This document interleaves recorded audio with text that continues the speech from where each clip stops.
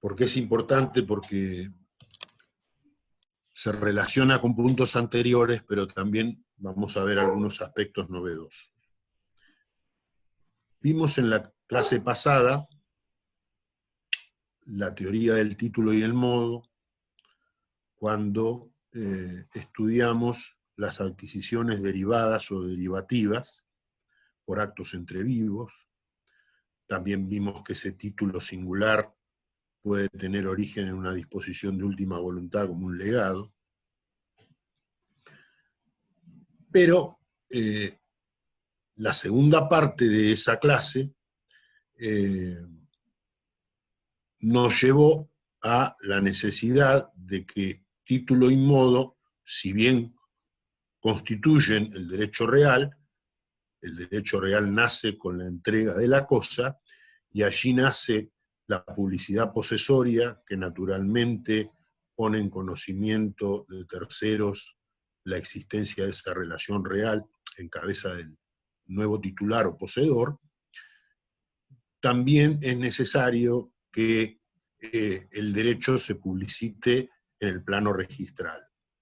Es más, la ley, según vamos a ver, considera como mecanismos adecuados o medios adecuados de publicidad la posesión o la publicidad posesoria y la publicidad registral.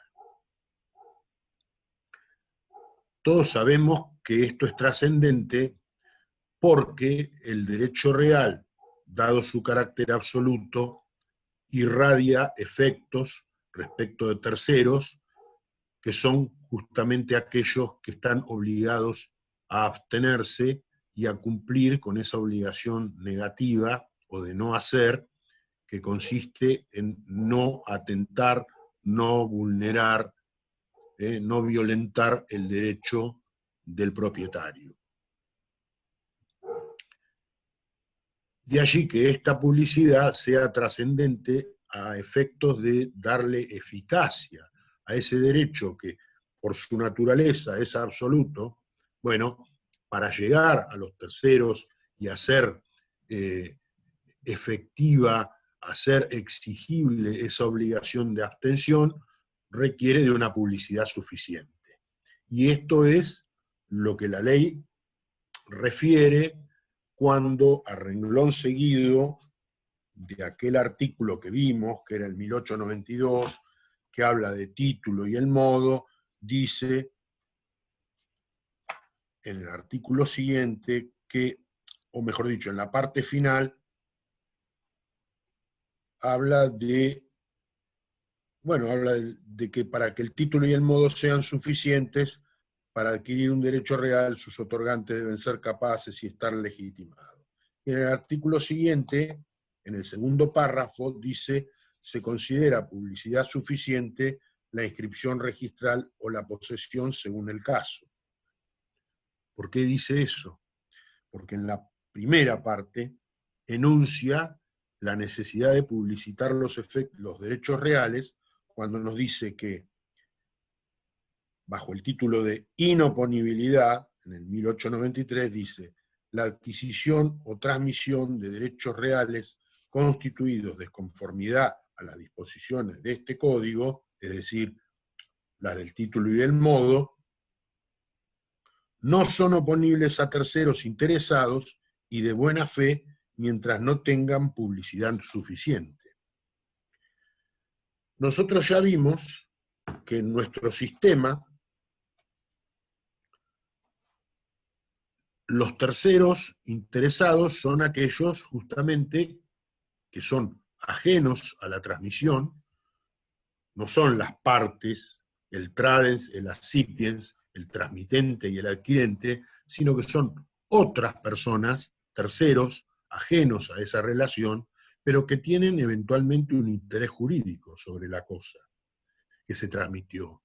Por ejemplo, puede tratarse de acreedores, acreedores del vendedor, acreedores del comprador, que tienen interés en cobrar sus créditos, en trabar medidas cautelares, etc. En esos casos, la ley exige que esos terceros interesados sean de buena fe. Y también vimos en la clase pasada que nuestro código y nuestro sistema registral no consagran un régimen similar al alemán, en donde el registro hace plena fe de sus constancias, las que iure et de iure se presumen exactas. Es decir, en principio, las constancias del registro son la verdad jurídica y los terceros válidamente pueden ir a buscar en las constancias del registro esa verdad jurídica, por lo tanto, allí encuentran su buena fe. Por eso el principio, fe pública registral. La fe, la confianza que proporcionan las constancias del registro, los asientos registrales que se presumen exactos y verdaderos y plenos. Pero eso es en el sistema alemán, no en el nuestro, porque según vimos también, el artículo 4 de la ley 17.801 nos dice que la inscripción no subsana los vicios ni convalida los defectos que pudiera tener el título inscripto. De modo tal que esa inscripción, por el mero hecho de cumplimentarse, no mejora la condición del título, y si el título adolece de vicios, estos siguen existiendo. Y si siguen existiendo, ¿cómo sé yo que el registro no me está publicitando un título viciado? Bueno, justamente mi buena fe no la tengo que ir a buscar a las constancias del registro, sino que, según vamos a ver, la buena fe la tengo que ir a buscar fuera del registro. ¿A dónde la tengo que ir a buscar? Al título y al modo. Es decir, saber si esa transmisión tuvo lugar como consecuencia de un título suficiente y un modo suficiente.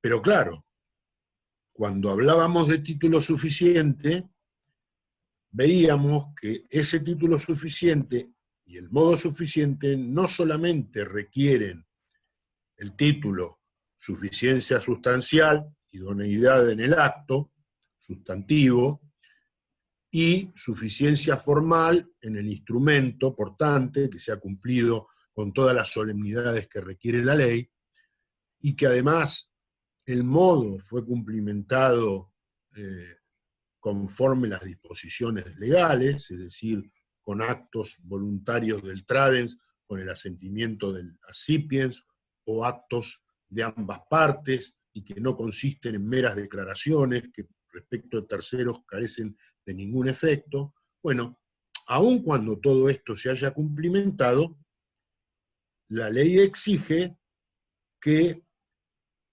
las partes sean plenamente capaces, el enajenante de enajenar o transmitir, el adquirente de adquirir, y que además estén legitimados al efecto.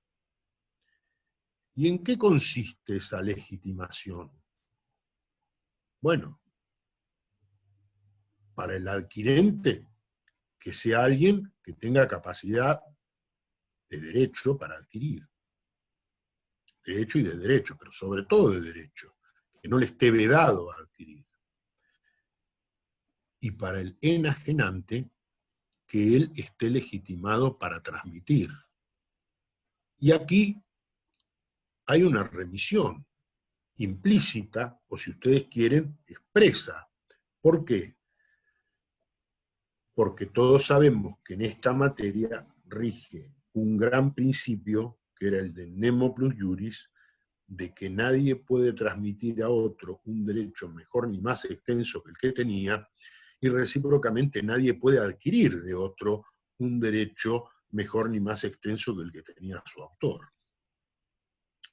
De modo tal que la entidad de mi derecho va a estar basada en la entidad del derecho de mi autor. Es decir, que voy a tener que saber si el derecho que se me transmite, además de ser íntegro, quien me lo transmite tenía legitimación, si era el propietario, si no lo era, etcétera, etcétera. Estas cuestiones son las que dan lugar luego a lo relativo a la eficacia e ineficacia de la transmisión y a la eficacia e ineficacia de la adquisición. Cuando hablamos de eficacia o ineficacia, estamos hablando de dos dimensiones. Probablemente ustedes esto ya lo hayan estudiado en parte general, pero es bueno refrescarlo porque el código nuevo contiene normas explícitas al respecto. A veces hablamos de ineficacia cuando hablamos de nulidad o validez o invalidez del acto. Es decir, esto tiene que ver con la validez o la invalidez del acto traslativo. A veces la ineficacia no tiene que ver con el acto en sí, pero sí tiene que ver con los efectos del acto. Por ejemplo, si hay un contrato de compraventa que es celebrado por una persona que no es el propietario, y esa persona que por alguna cuestión que no viene al caso ha llegado a acceder a la posesión o a la tenencia de la cosa y la transmite, entrega la cosa como si fuera el propietario, ahí hay una cuestión relativa a la validez o a la invalidez del acto, porque evidentemente esta persona está vendiendo una cosa ajena. Y las cosas ajenas no son susceptibles de validez sin el consentimiento del verdadero titular. Es decir, yo no puedo vender algo que no me pertenece. Y si lo hago, nada transmito. Y por lo tanto, quien contrata conmigo, nada adquiere. Entonces estamos en presencia de una cuestión que tiene que ver con la validez o la invalidez del acto en sí. Es decir, aquí aparece el instituto de la nulidad. ¿Qué es la nulidad? La nulidad es una sanción civil, que frente a un vicio en un acto determinado, lo fulmina con la invalidez y obliga a las partes a restituirse aquello que se habían entregado o habían recibido en virtud de ese acto invalidado, nulidificado. Pero a veces los actos son válidos y lo que son acotados son sus efectos. Aquí, como decía un autor francés que se llamó Japiot, no estamos en presencia de la validez o invalidez de los actos jurídicos, sino de la oponibilidad o la inoponibilidad. La oponibilidad o la inoponibilidad de los actos no tiene que ver con el acto en sí, sino solo con sus efectos. Le voy a poner un ejemplo. Los contratos son válidos entre las partes y como relación jurídica creditoria pueden ser plenamente válidos, pero su eficacia es relativa a las partes que los celebraron. No proyectan sus efectos respecto de terceros. Se quedan ahí, dentro de la relación. Es decir, que los contratos son oponibles entre las partes, tienen efectos entre las partes, y aun siendo válidos, son inoponibles, sus efectos no se extienden respecto de terceros. Aquí vemos la diferencia que hay entre la oponibilidad e inoponibilidad, que tiene que ver con los efectos, y su distinción de lo que es la validez o la invalidez de los actos, la nulidad, que tiene que ver con el acto en sí.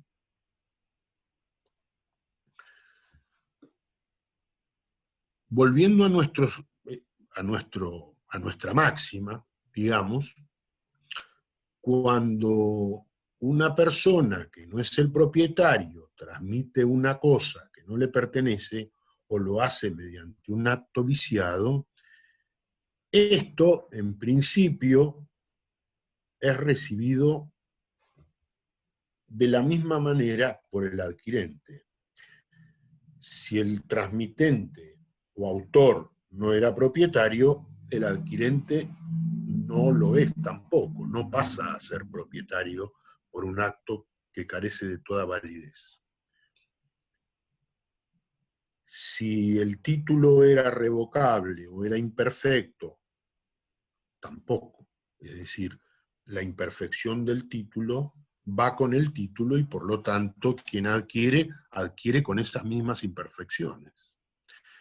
Si ese título era atacable en cabeza del autor, sigue siendo atacable en cabeza del sucesor, es decir, del que adquirió, de su derecho habiente. Estas son básicamente cuestiones que, si lo viéramos matemáticamente, es como una regla de tres simple. Nosotros los abogados y los que estudiamos abogacía no somos muy afectos a la matemática, por eso justamente estudiamos derecho, pero el ejemplo es así, es como sencillo. No obstante, según vamos a ver, que la ley a veces se toma su tiempo y dice, ah, no, está bien, esta es la regla general, pero la aplico a ultranza, o hay supuestos en los que no conviene, por determinadas cuestiones, no conviene aplicarla a tal o cual supuesto. La primer gran excepción que rige en esta materia, ¿cuál es? Es la concerniente a la posesión de cosas muebles. El poseedor de buena fe de una cosa mueble está a resguardo de todo reclamo cuando la cosa no es ni robada ni perdida y fue adquirida por título oneroso. Es decir, que en materia de muebles, como decían los franceses, la posesión vale título. Ese subadquirente, según vamos a ver, o algo de eso habrán estudiado ustedes, está a resguardo de la acción de reivindicación que podría intentar el verdadero propietario de la cosa que ahora está en poder del poseedor de buena fe. ¿Ese es el único caso? No, hay otras excepciones. Ya en el Código de Vélez Arfiel había otras excepciones. Por ejemplo, el artículo 3430, cuando nos hablaba del heredero aparente, quien contrató con aquel que ha sido declarado heredero y que está en posesión de los bienes de la herencia y los vende, bueno, si lo hace de buena fe e ignorando la existencia de otros sujetos que son herederos, y bueno, esa persona está a resguardo si adquirió y pagó un precio, etcétera, por esa cosa. Bueno, muy bien. Si luego aparece otro heredero y dice, un momentito, esto era mío, no le puede ir a reclamar al tercero que contrató de buena fe. La reclamará en todo caso a quien era el heredero aparente y vendió una cosa que dijo ser de él y no lo era o no lo era en su totalidad. Otras excepciones previstas por el legislador han tenido lugar, por ejemplo, en materia de mandato aparente, es decir, cuando alguien vende invocando un mandato que fue revocado o que las facultades que le conferían no lo autorizaban a enajenar en esos términos, etc. También puede reconocerse excepciones en materia de fraude o de simulación, cuando los terceros ignoran, por ejemplo, que el acto es simulado, o cuando los terceros ignoran la existencia del fraude y acceden a la cosa a través de un precio cierto. Hay diversas excepciones que el legislador consagra. Otro caso paradigmático es el del ausente, aquel que se cayó del avión, cayó el avión, llegó a una isla, vivió X tiempo, y bueno, un buen día regresa y se encuentra que su mujer se casó, que le vendieron los bienes, ¿y qué hace?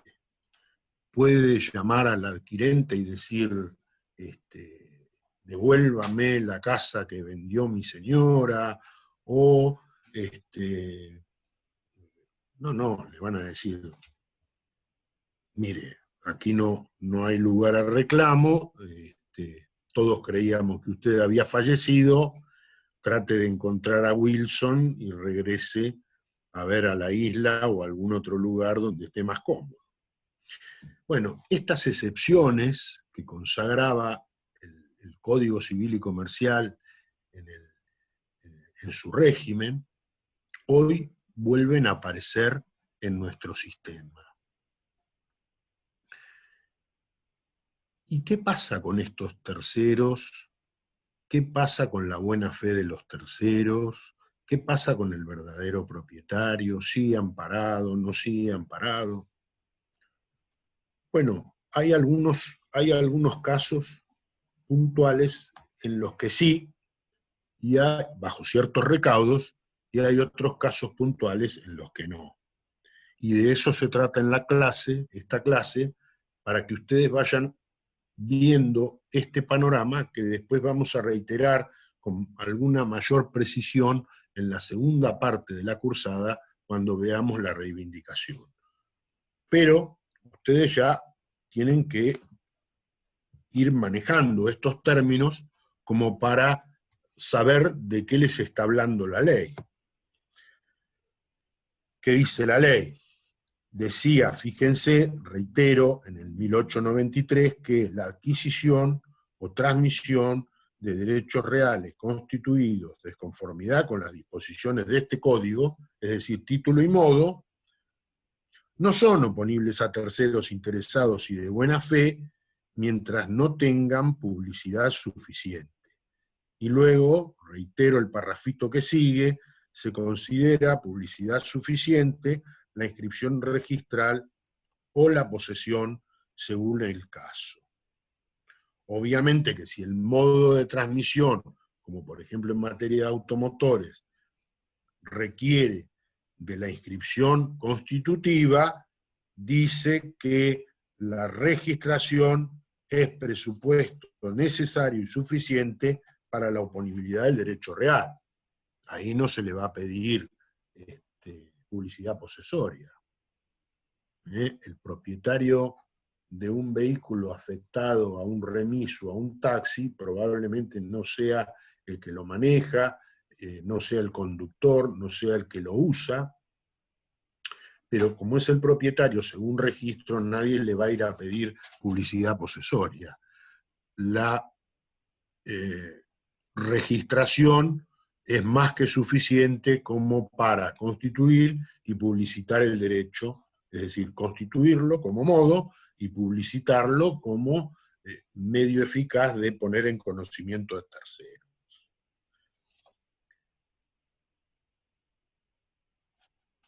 ¿Qué pasa cuando el derecho todavía no está inscrito, el título no está inscrito? Por ejemplo, en materia inmobiliaria, ¿qué pasa? Ustedes no vieron todavía publicidad registral, pero la ley ya les está hablando de algunas cosas.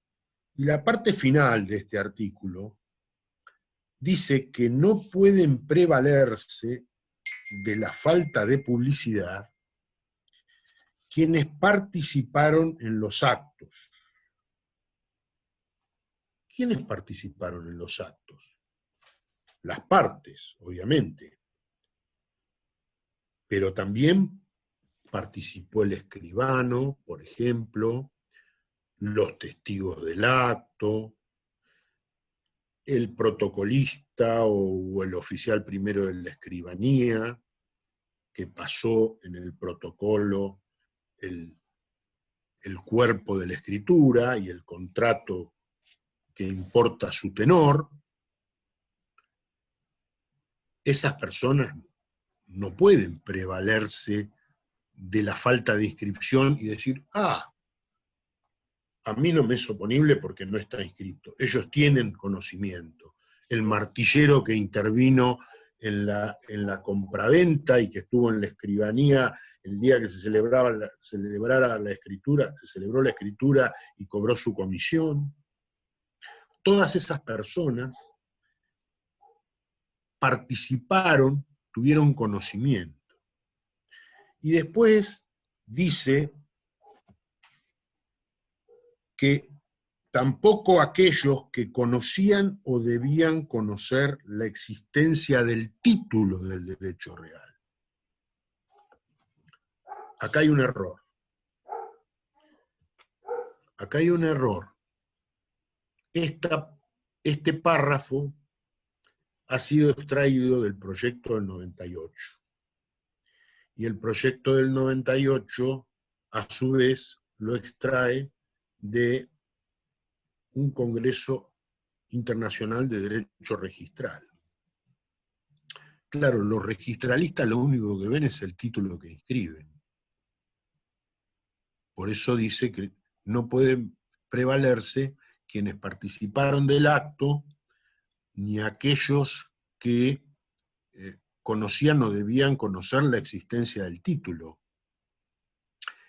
Y yo me pregunto, imaginemos que no conocían ni la existencia del título ni participaron del acto, pero estuvieron cuando, después de celebrado, en la inmobiliaria el adquirente pasó y el martillero le entregó las llaves, o el cerrajero que fue a cambiar la combinación de la cerradura. Ahí no tiene conocimiento o no pudo conocer del título, pero sí pudo conocer del modo. Y como el derecho real se adquiere con título y modo, algo pudo conocer acerca de la transmisión.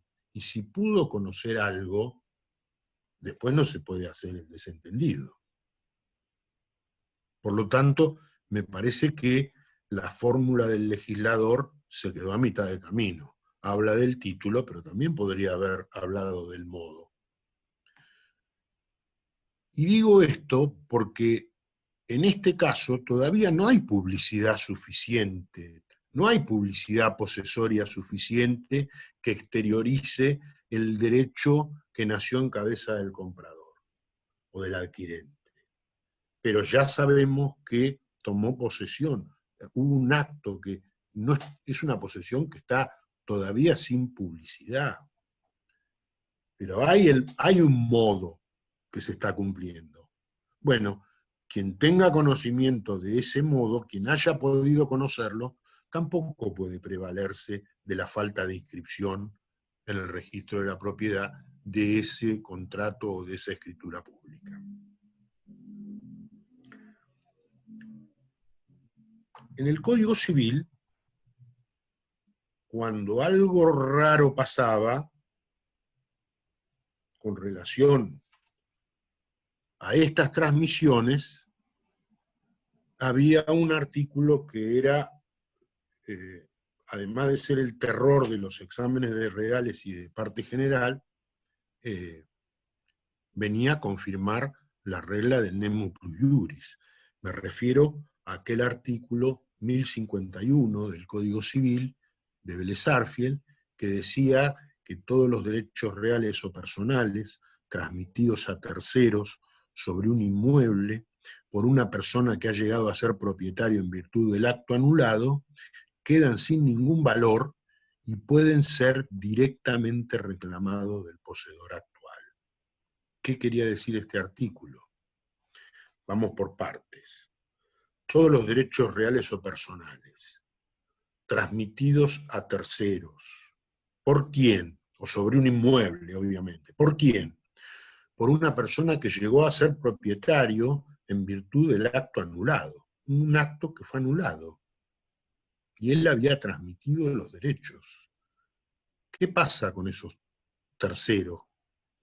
Aparentemente pasa que no han adquirido más que un derecho aparente, viciado. Por lo tanto, el verdadero propietario puede reclamarle directamente al poseedor actual por esos derechos. Allí se armó una gran discusión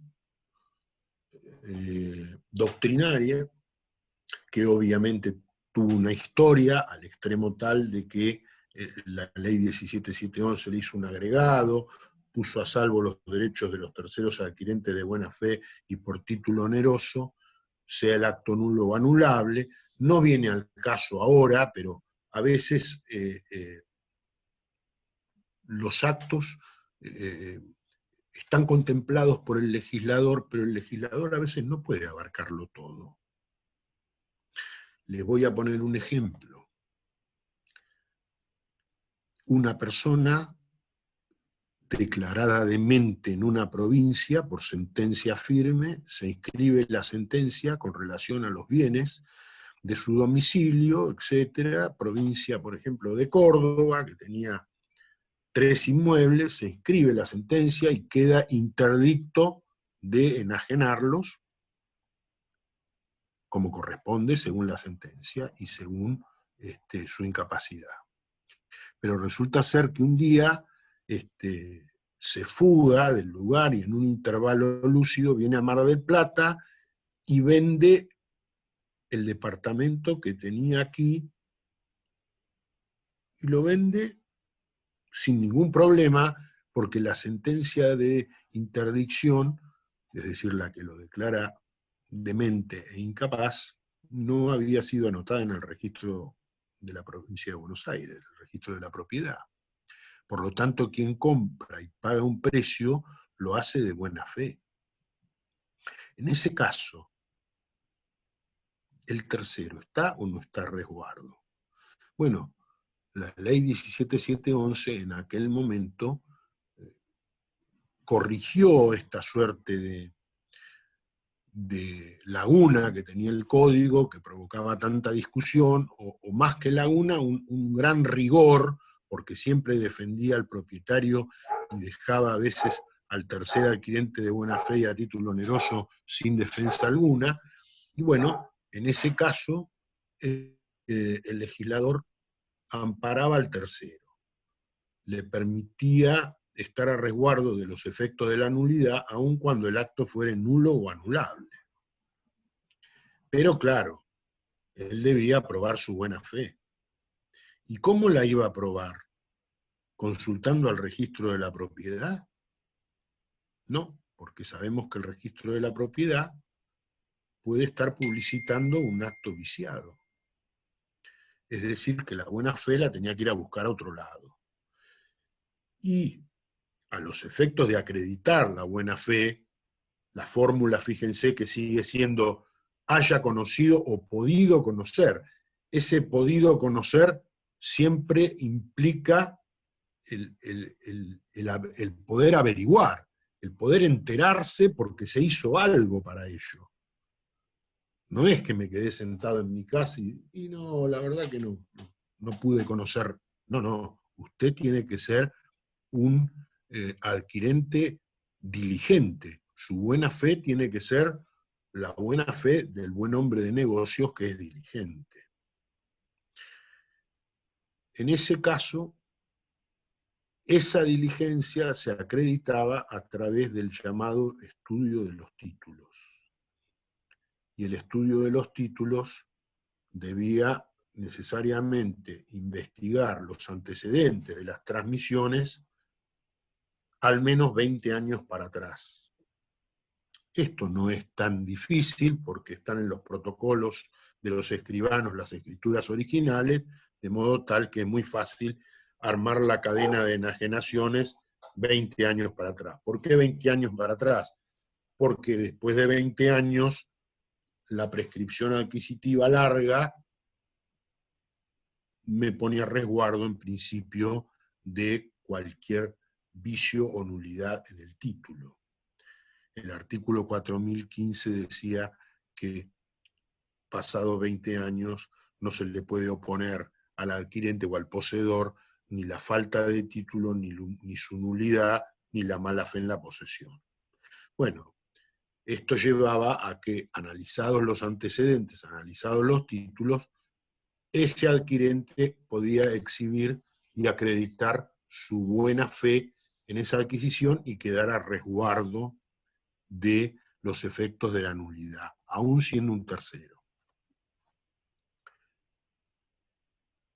Pero ¿qué pasaba con supuestos en donde se había falsificado escrituras, se había adquirido o enajenado a través de medios ilícitos? Cuando hay un ilícito está en juego el orden público. Cuando está en juego el orden público, la nulidad es absoluta. Cuando la nulidad es absoluta, no es susceptible de confirmación y tampoco es susceptible de prescripción la acción de nulidad. Es decir, que pasado determinado número de años, yo, propietario verdadero, puedo ejercerla. En ese caso, cuando hay falsedad, se discutía si el acto, que es nulo, tenía eficacia respecto del verdadero propietario, al que le habían vendido la cosa sin su intervención. Había venido un señor y había falsificado una escritura como título antecedente donde figuraba él, o se falsificó una nueva escritura para venderle al tercero, o se sustituyó la persona del propietario a través de un documento de identidad falso, o se invocó un título antecedente falso como una declaratoria de herederos, un poder, un mandato. En todos esos casos, el verdadero propietario que volvió de las vacaciones y se encontró con que le vendieron su casa, ¿está a cubierto o la ley sigue protegiendo al tercero? Estos son los llamados casos de falta de autoría. Hay una absoluta falta de legitimación. Quien vendió no era el propietario, de modo tal que en principio que quien adquirió, de quien no era propietario, nada adquiría. Pero resulta que después la ley puso en protección los derechos de los terceros adquirentes de buena fe y a título oneroso, sea el acto nulo o anulable. De modo que la doctrina estaba como navegando a dos aguas y viendo para qué lado apuntaba el legislador en su protección y ver de qué lado se lo ubicaba el verdadero propietario. Bueno, todo esto ha quedado ahora bastante aclarado, hay que reconocerlo, en el nuevo código. ¿Por qué? Porque el nuevo código dice, en materia de actos eficaces e ineficaces, dice algo así. En primer lugar, la regla general está consagrada, como les dije en la clase pasada, en el artículo 399, cuando dice que nadie puede transmitir a otro un derecho mejor o más extenso que el que tiene, sin perjuicio de las excepciones legalmente dispuestas. Es decir que, repito la regla del nemo plus iuris y dejo a salvo que hay excepciones, pero estas son únicamente aquellas previstas por el propio legislador. ¿Por qué dice eso? Porque se discutió también si la apariencia jurídica...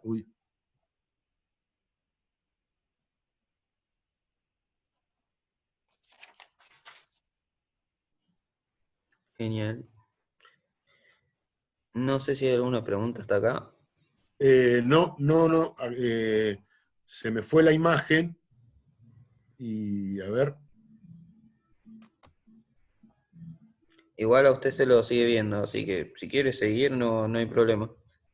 A ver, voy a tratar de ver a ver si yo puedo verlos a ustedes o algo parecido. Y si no, les sigo hablando. Vamos a ver. Dice que no estoy recibiendo 399 consagra nuevamente aquella regla del Nemo Plus Juris y dice que las excepciones son los casos legalmente dispuestos. ¿Por qué? Porque había y hay un gran sector de la doctrina que habla o nos habla de la apariencia jurídica como un principio. De modo que se quiere poner en paralelo al texto de la ley o a la regla del Nemo Plus Juris otro principio que es la tutela o la protección de la apariencia jurídica. Ya en la segunda parte les voy a contar de dónde nace, etcétera, ahora no viene al caso. Lo cierto es que el legislador en esto es drástico y dice que no, que la apariencia jurídica no es un principio de derecho y que las excepciones solo las consagra el legislador. Ahora vamos a qué sucede con aquellas situaciones,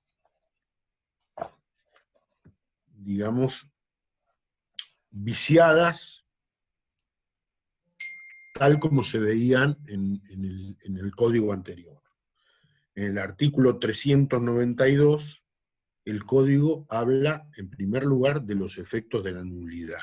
Y dice, fíjense qué texto, si les es familiar, todos los derechos reales o personales transmitidos a terceros sobre un inmueble o mueble registrable, dice ahora, por una persona que ha resultado, hasta ahí es el 1051, adquirente en virtud de un acto nulo, ahora no se puede hablar más de actos nulos o anulables, sino solo de nulidad absoluta y relativa en el nuevo código. ¿Qué pasa con esos actos y esos derechos? Quedan sin ningún valor. Lo mismo que decía el artículo 1051 originario. Y pueden ser reclamados directamente del tercero. Y después dice, excepto contra el subadquirente de derechos reales o personales de buena fe y a título oneroso. Pero miren lo que dice en el último párrafo. Los subadquirentes no pueden ampararse en su buena fe y título oneroso si el acto se ha realizado sin intervención del titular del derecho.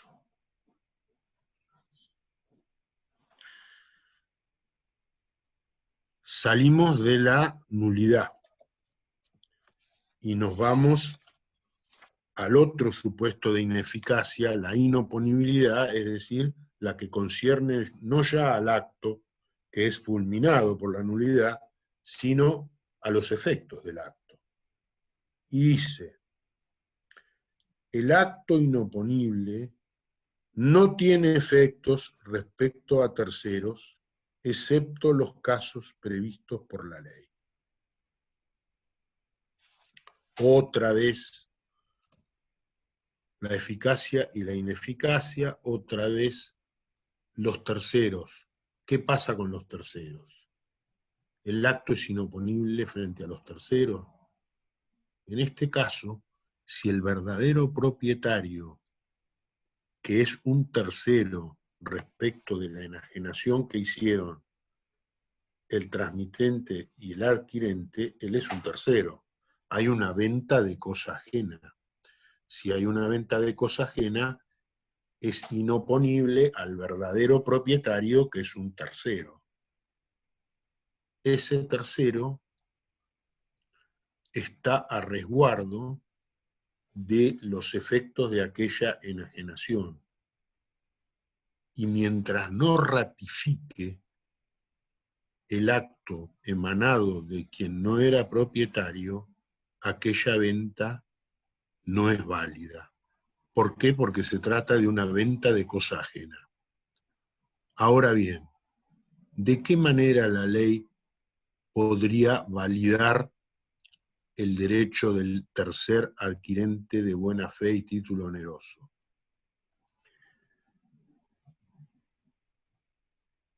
Como la nulidad sería absoluta porque hay una falsificación de título o una superposición de persona, es decir, sustitución de persona, hay un ilícito. Por lo tanto, la nulidad es absoluta. Por lo tanto, al ser absoluta, no es susceptible de confirmación ni de prescripción liberatoria de la acción de nulidad. ¿De qué manera el tercero estaría a resguardo? No estaría. Si el verdadero propietario ratifica el acto, si hubiera convalidación porque el enajenante accedió al derecho real por cualquier otra vía, porque lo adquirió por acto entre vivos o por causa de muerte, de modo tal que se produciría la convalidación de quien transmitió un derecho del que no era titular. Y el tercer remedio para que el tercer adquirente de buena fe y título oneroso esté a resguardo es la prescripción. Y de ese tema vamos a hablar la semana que viene, el viernes que viene. Hasta aquí la clase. Si hay preguntas, díganmelas que yo las contesto. Genial. ¿Alguna pregunta?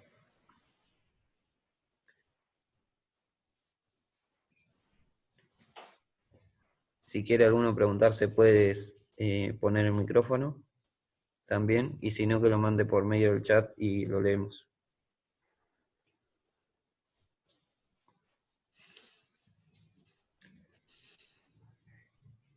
Parece que no. Bueno, me alegro de que hayan, o a lo mejor entendieron todo, o a lo mejor no entendieron nada, y dijeron, no tengo ni para preguntar. De todas maneras, vamos a hacer, quería aclararles que la semana que viene vamos a hacer alguna clase de intercambio de preguntas y respuestas. Si ustedes, además de prescripción, después quieren que yo les dé algún otro tema, me lo piden y lo damos. Otra cosa que les quería decir era que ya sería bueno que entre mañana y pasado, ustedes, que son los interesados, se vayan anotando para entrar en la grilla o lista de quienes van a rendir. El no anotarse no implica sanción alguna, nosotros no nos vamos a ofender, simplemente el que se anotó y no rindió va a tener un simple ausente y va a poder rendir el recuperatorio sin ningún problema, no les va a quedar ningún pecado original que vayan a tener que expurgar en el recuperatorio. Por supuesto que ustedes tienen que hacer lo necesario para figurar en lista, ustedes se tienen que anotar por comisión, y además de anotarse por comisión, hacerlo a través de un mecanismo que el propio administrador de esta clase virtual, que es Brandon Palmada, va a instrumentar. Nosotros creo que por vía de WhatsApp ustedes se van a poder incorporar al listado. Por otra parte, quería decirles que además de que se les va a tomar examen parcial y la instancia del recuperatorio en las fechas que les mencionamos, ya me comunicaron que para el día 18 de junio, ahí cerquita del recuperatorio, está la mesa libre. obviamente para aquellos alumnos que no formen parte de la cursada. Bueno, también la mesa libre tengo entendido que se va a hacer por vía virtual. Después le vamos a precisar la modalidad. Pero en principio sería como siempre. Bueno, ustedes me dirán si necesitan alguna pregunta que yo tenga que contestar. Hay una pregunta de María Eugenia. Para el examen van a preguntar respecto los temas, las dos posturas del código, es decir, el de Vélez y el nuevo. Miren, yo les voy a decir algo. El régimen de Vélez Sarsfield ha sido derogado. Nuestra mención casi constante al régimen anterior tiene que ver con los antecedentes, tiene que ver con la ubicación del tema, porque a veces nuestro código es tan inexpresivo que debemos recurrir a algunas normas del código anterior para que ustedes se puedan ubicar. Un ejemplo puntual sería el caso del título putativo. Es decir, yo, más allá de que mi buena fe posesoria se presume,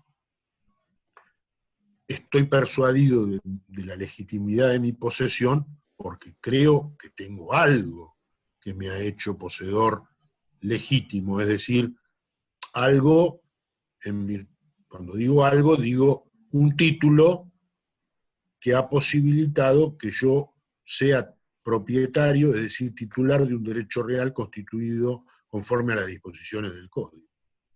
Entonces, para que yo crea en eso, necesariamente debo invocar un título, debo creer que tengo un título. Ese título es el título putativo. La palabra putativo viene de apariencia, de error. Un título que por error se cree verdadero, pero que en realidad no es más que un título aparente. Bueno, el código actual no contiene una norma que nos ubique. Entonces tenemos que recurrir al antecedente, al código anterior, sobre todo para que el alumno, para que el estudiante se pueda ubicar. A veces el sistema ha cambiado drásticamente y es importante conocer el antecedente. Pero lo que hoy fundamentalmente les vamos a pedir es el código vigente, obviamente. Creo que contesté la pregunta. Bueno, después me preguntan con el tema del listado. La idea es, seguramente mañana esté mandando mensajes, armar un listado con los que están en los grupos de todas las comisiones, que justo me sumé hoy a la 3, que era la que me faltaba, de todos los que estén interesados en rendir. Justamente para la pregunta de Tomás Piacente, que es el tema de citar por hora o no. Con ese listado lo que se van a armar es por comisiones. ¿Qué comisión va a rendir antes? Que eso obviamente lo va a decir el doctor De Rosa. Y también con eso se van a armar horarios para que no es que tengan que estar atentos todo el día, sino que tengan un estimativo de a qué hora tendrían que estar rindiendo. Miren, yo les voy a ser honestos. No les voy a decir que la misma ansiedad que tienen ustedes la tenemos nosotros los docentes. Todos estamos aprendiendo en esta nueva modalidad. Algunos aprenden más aceleradamente y otros aprendemos más lentamente. Esto tiene que ver con nuestras capacidades, pero a raíz de esto quiero decirles que también nosotros estamos viendo, bueno, hay una reunión virtual probablemente, no sé si por vía Zoom o WhatsApp o llamada telefónica compartida. Lo cierto es que para la semana que viene los docentes de la cátedra vamos a hablar entre nosotros para ajustar detalles. También no lo hicimos antes porque yo estoy esperando que la Secretaría Académica y la Subsecretaría y la de Coordinación, bueno, nos envíen los protocolos necesarios como para saber cómo proceder frente a determinadas situaciones, como podría ser que se corte la conexión, cómo continuar. Entonces todo eso, como todavía no lo hemos recibido, pero nos va a ser comunicado, entonces todavía no celebramos esa reunión entre nosotros. Así que todo esto va a ir avanzando durante estos días, y a medida que vamos definiendo cosas, las vamos a ir comunicando en interés de todos. Esta es una situación en la que no solo estamos todos aprendiendo, sino que todos le estamos poniendo el hombro. Miren, en otras facultades me consta que ni se está dando clase, ni se están tomando exámenes, en algunas se está dando clase, pero no se está tomando examen, están viendo cómo van a ser las evaluaciones, están viendo que el segundo cuatrimestre a lo mejor no llega a ser diferente a lo que es probablemente algunos resortes estén más ajustados. Bueno, todo es bastante incierto y todo lo estamos tratando de sacar adelante con la mejor buena voluntad. Y saben una cosa, los docentes creo que tenemos mucho que ver en esto.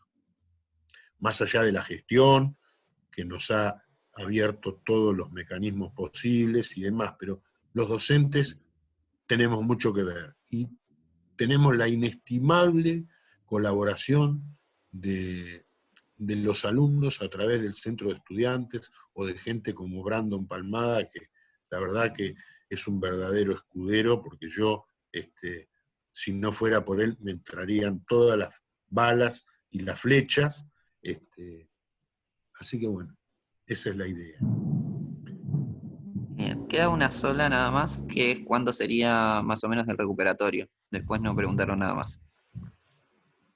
Yo creo que les dije cuándo era el recuperatorio, me parece que era el 9. Creo que era el 9.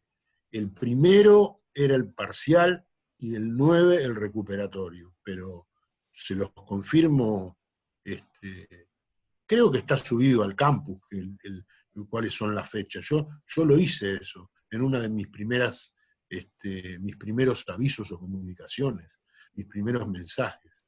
Bueno, ahí lo pueden encontrar. Lo que no sabemos todavía es el horario, es decir, detalles, pero creo que era el 9.